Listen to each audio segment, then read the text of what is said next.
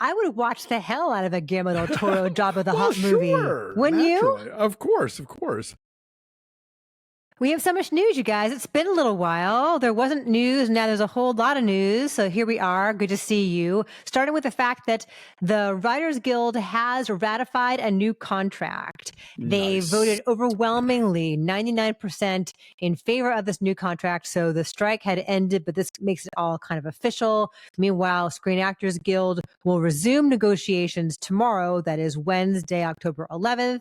And hopefully the precedent set by the Writers Guild will help nudge them in the right direction too, and we'll all get to a resolution on all this good stuff here. Absolutely, yes. Let's hold the line, but let's get this fixed. Yeah, I have friends who are already getting back to work. I have a friend who is a food stylist. Right, on like talk shows, and so those kinds of things can go back because the writers are back, and also because like SAG rules don't apply to like news and information shows, programs, and so people are getting back to work. I'm hoping that the fact that studios are really coming into a time of year where they really are going to want their actors out on the now that late night talk shows are back, they want to put actors in those chairs. So if that alone kind of lights a fire under their asses to make this happen, let's do it. Right, like the loophole is like they can't talk about the thing that they're there for, but they can talk about other stuff. Right, they can't talk about their struck project.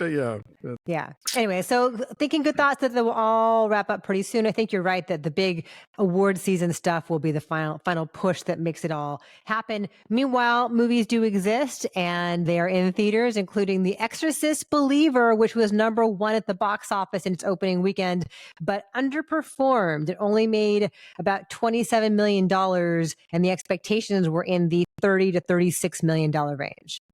Yeah, I mean, like I think again, we talked about this in our review, like they laid out a lot of money for the name The Exorcist, on a trilogy of films. And so far not so good. So, we'll see how this thing continues. And, I assume because of strikes and such, they haven't started shooting the second one yet. So, who knows if this is going to require some kind of course correction. But yeah, this is not the sort of golden goose they maybe thought it was going to be. Right. $400 million. When you talk about a lot of money, that's how much was spent on the rights to The Exorcist, and it got a C cinema score. Oof. Yeah. Well, that means deadly word of mouth, probably. Right? Like anything under an A is considered bad. Yeah. So like a C is really, really not good. But of course, we will review subsequent Exorcise as they come out, as David Gordon Green makes them. A movie that we will never see, quite possibly, is Guillermo Del Toro's Jabba the Hutt movie. Did you see this week? I did not know that was going to be a thing, but given the current spate of Star Wars projects, it's like, I'll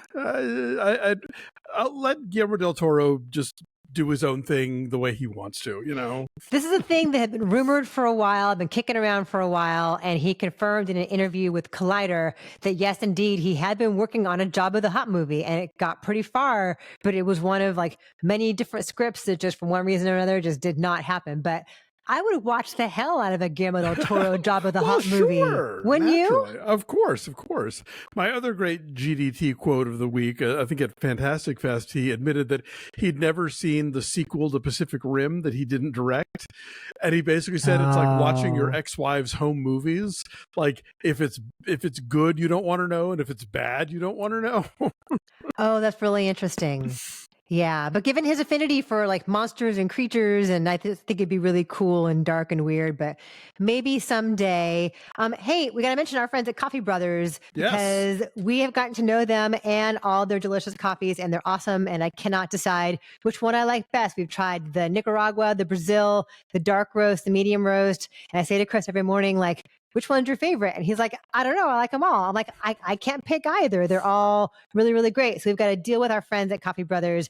Take 15% off of your order with our code breakfast15. Brothers Nick and Dan in New York make small batch coffees, and they are just delicious, and they can get sent out to your home too, so you can enjoy them. And just they're really special and really different, and really delicious. So Coffee Brothers. I've been having them hot and cold, and they're great in both. Which one's your favorite? I mean, I tend to be a dark roast person, but Brazil, I think, has a nice kick to it. Mm-hmm. And, Nicaragua is also bringing some stuff to the table. And medium roast is, Dave White likes to mock me and say that my coffee is should be used for roofing tar. So medium roast is what I'll serve to guests. It's all good. So go check them out. We forgot to mention also in the box office, looking ahead to this weekend, it is Taylor Swift, The Eras Tour movie. Everything got out of the way for Taylor as she's finally coming. So Alonso, you and I are going to go see it at different places and different times. And we're going to record some quick out of the theater reactions and then have a review for you on Saturday morning. We're going to meet back up here in Riverside on Saturday morning. If our ears aren't ringing anymore, it's going to be fun, I think, though. I'm looking forward to it. I mean, it's already the #1 movie this weekend, right? Just based on pre-sales, I'm imagining. It made over $100 million just in pre-sales alone. Yeah. So, congratulations. Yeah, so we will go and check that out. Also, speaking of giant box office hits, Barbie, of course, made over $1 billion. But there was an interview with Greta Gerwig this week in which she was talking about how she had to fight for "I'm Just Ken" and that people didn't get it at first. And she explained that it's like a ballet within a ballet, and she looked to "Singing in the Rain" as inspiration. Oh, yeah, no. That I when I reviewed the movie, I said that number looks like if Greased Lightning unfolded in the sort of fantasy area where Gene Kelly and Sid Charisse dance and Singing in the Rain. Totally, yeah. Incidentally, other Greta Gerwig news: she's the guest artistic director at the AFI Fest this year. Oh, cool! And among the films that she has curated is a screening at the Chinese of Pee-wee's Big Adventure. Fun. And a repertory screening of Powell and Pressburger's A Matter of Life and Death.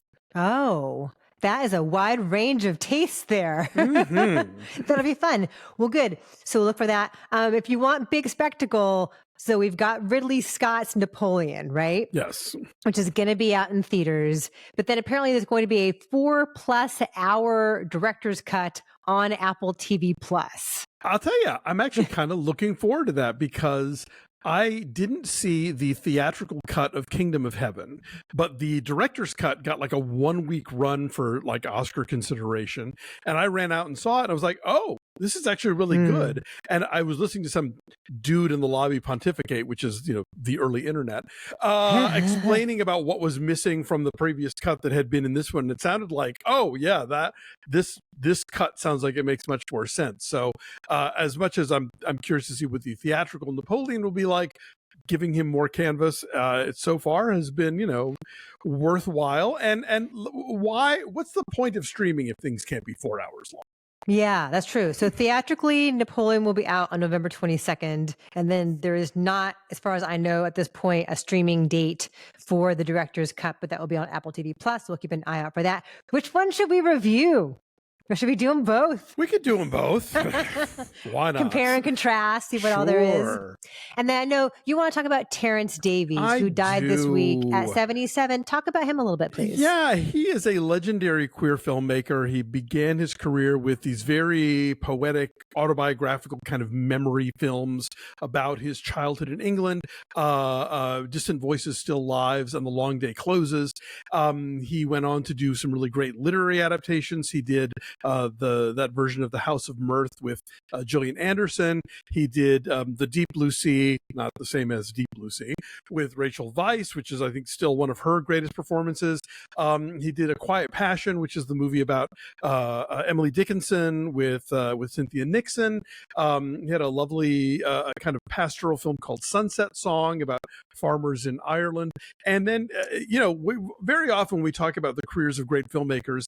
Their last movies are not generally their best ones. Like you look back at like Billy Wilder and like a lot of the sort of great filmmakers, and then the last movie was, but Terence Davies' last film was on my top 10 list last year. It was Benediction. It's currently streaming on like Canopy and Hoopla and a bunch of other places, Hulu even, I think. And it's a just beautiful biopic about the poet Siegfried Sassoon, about his years in World War One, and then kind of coping with, kind of 20s England after that, and then much later in his life as a sort of regret-filled Peter Capaldi. Yeah, he was just a brilliant filmmaker, and literally an actual poet, like wrote poetry, but I think his films had a really kind of poetic take on things, and they were lyrical and lush and heartbreaking. And if you have not seen a Terence Davies movie, I envy you getting to see some for the first time. I have seen House of Mirth and A Quiet Passion, but I recall you saying how much you loved Benediction, so I definitely want to catch up with that now that that's out there. So rest in peace, sir.